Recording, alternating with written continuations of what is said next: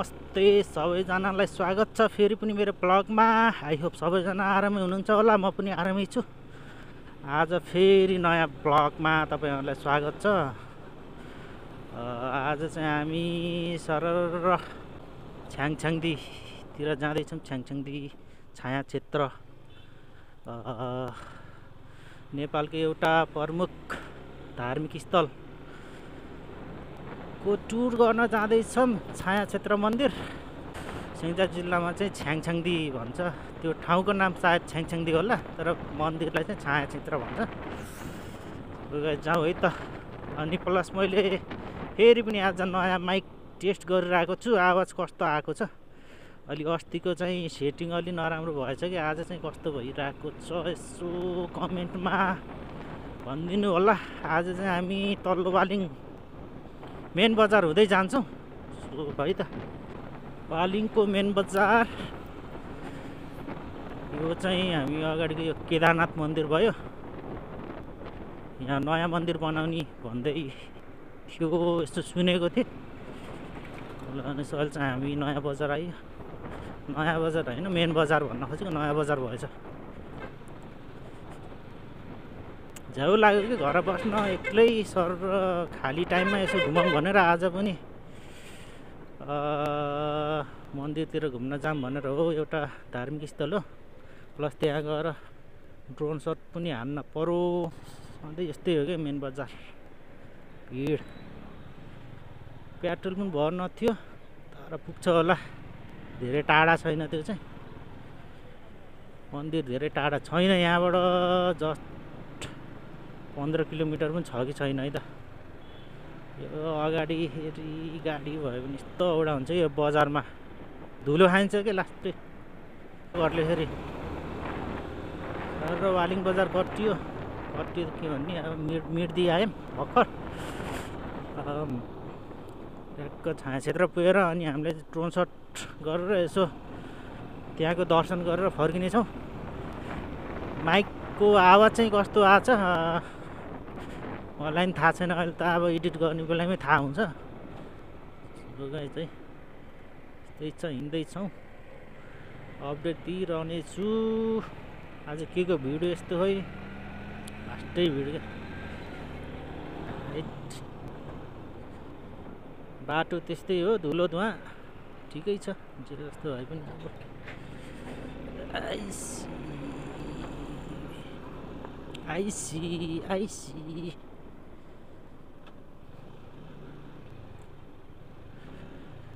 आइसी हो क्या।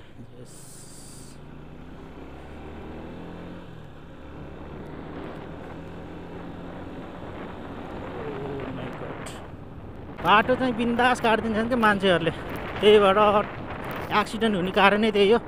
अघि भर्खर पनि सर र बाइक उतार स्पिड आइरह, मान्छे चाहिँ सर र क्या केही पनि नहेरिकन त्यसै बाटो काटिदिरह।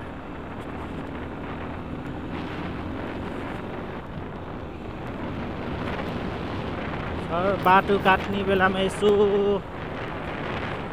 गाडीहरू हेरेर बाटो काट्नु होला।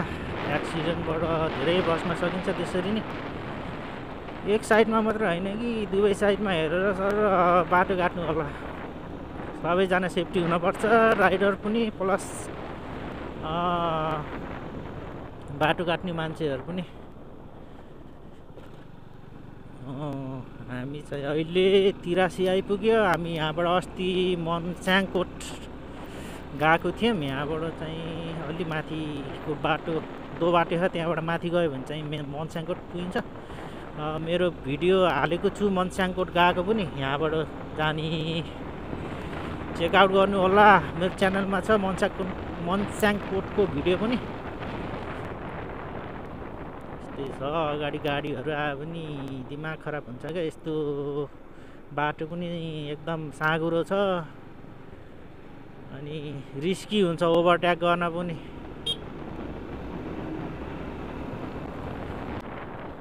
आइसक्यो गाइस, आइसक्यो। धेरै टाढा छैन, यही छ्याङछ्याङदी हो। वालिङदेखि लगभग 5 किलोमिटर होला।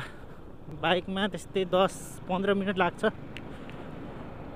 यहाँ पहिला सिसोघारी भन्ने एउटा जङ्गल जस्तो थियो, त्यहाँ खुब हामी आइन्थ्यो क्या पिकनिक खानलाई। अहिले चाहिँ सबै बालुवै बालुवा रहेछ, सबै रुखहरू सबै काटेछ। अनि यहाँथि चाहिँ एउटा गुफा थियो, यहाँ गुफा चाहिँ अहिले गुफालाई बाटो खनेर त्यस्तो मन्दिर गराएछ अहिले चाहिँ। यहाँथि गुफा थियो क्या एउटा, आइसक्यो, धेरै टाढा छैन।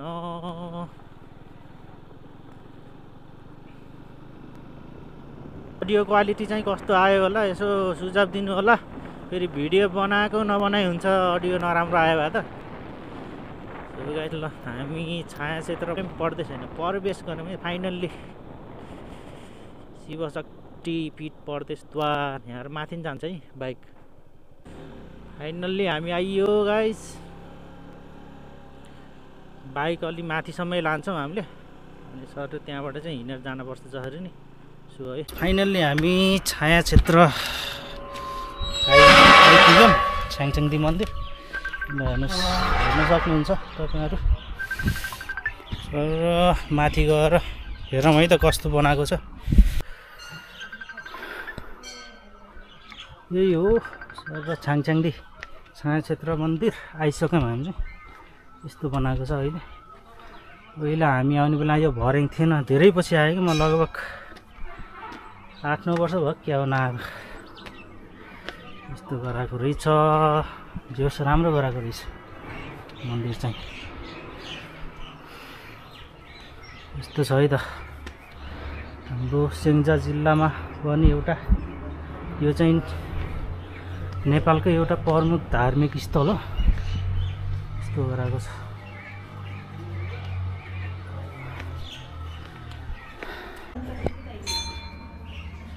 ल फाइनल्ली हामी यहाँ माथि आइपुग्यो छाया क्षेत्र मन्दिरको। मैले सबै देखाउने छु तपाईँहरूलाई।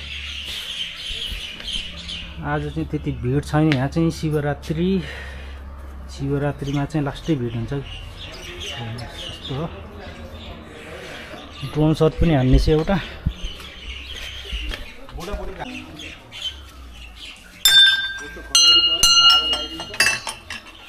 यस्तो छ पुरा नेचुरल।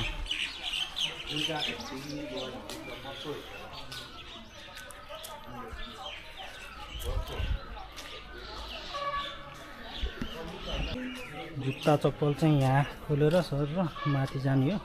अहिले जानेछु म पनि माथि गएर देखाउँछु तपाईँहरूलाई।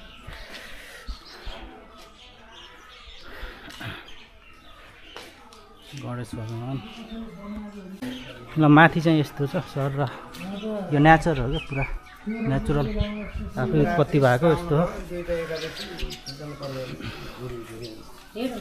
मैले पछाडि पनि देखाउने छु सर। र माथि भित्रबाट पानी आएको छ यहाँ चाहिँ। यो भित्रबाट कता हो यो कन्टिन्यू आएको आयो कि यो पानी चाहिँ। यहाँभित्र चाहिँ राजाबामहरू छ। यस्तो मन्दिरको पछाडि छाया क्षेत्र मन्दिर। दर्शन गर्न आउनु होला, दर्शन गर्न।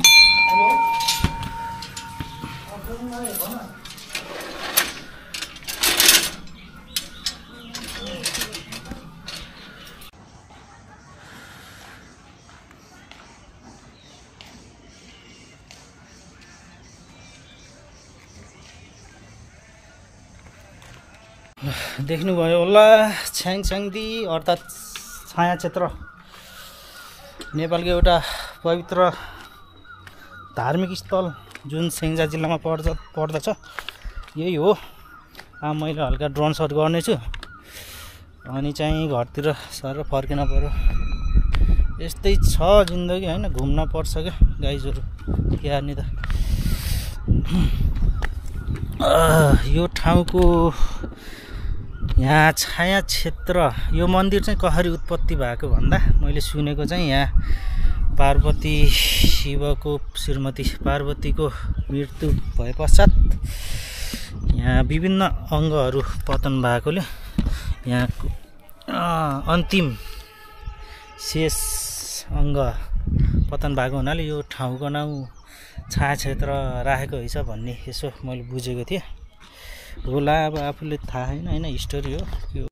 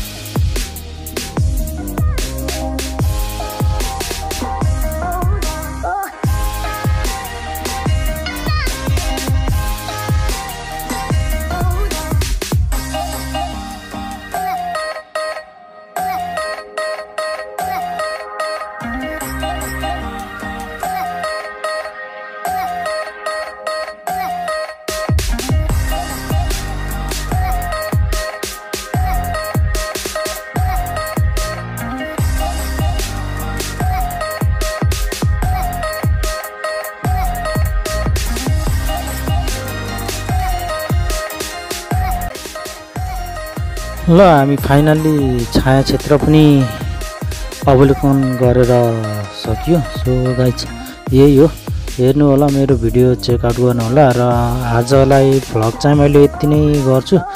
सो अर्को भ्लगमा भेटौँला है त guys. Have a good day.